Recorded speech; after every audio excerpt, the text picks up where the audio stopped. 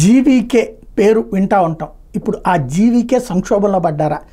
తాజాగా తెలుగువాడైన Gunapati Venkatakrishna Reddy GVK group సంస్థల్లో ఒకటైన GVK power and infrastructure limited company రుణ చెల్లింపులో విఫలమైనందుకు గాను సంస్థ మీద దివాళా చర్యలకు national company law tribunal Hyderabad bench ఆదేశాలు ఇచ్చింది. ఐసిఐసిఐ బ్యాంక్ నేతృత్వంలోని రుణదాతల గ్రూప్ జీవీకే మీద దాఖలు చేసిన 15,576 కోట్ల పిటిషన్ని విచారించిన బెంచ్ ఈ ఆదేశాలు ఇచ్చింది.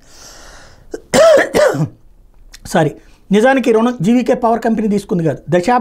దశాబ్దం క్రితం సింగపూర్లో నమోదైన GVK coal developers private limited ICICI బ్యాంకులో తీసుకున్న రుణానికి జీవీకే పవర్ గ్యారంటర్గా సంతకం చేసింది. 2017 నుంచి ఈ రుణం మీద చెల్లింపులు జరగకపోవడంతో ఐసిఐసిఐ బ్యాంక్ 2022లో పిటిషన్ దాఖలు చేసింది. దాంతో జీవీకే పవర్ కంపెనీ మీద దివాళా చర్యలకు ఆదేశిస్తూ నేషనల్ కంపెనీ లా ట్రిబ్యునల్ తీర్పిచ్చింది. జీవీకే గ్రూప్ బెంగళూరు, ముంబై అంతర్జాతీయ విమానాశ్రయాలతో పాటు అనేక మౌలిక వస్తువులు, విద్యుత్ ప్లాంట్ల నిర్మాణం చేపట్టింది.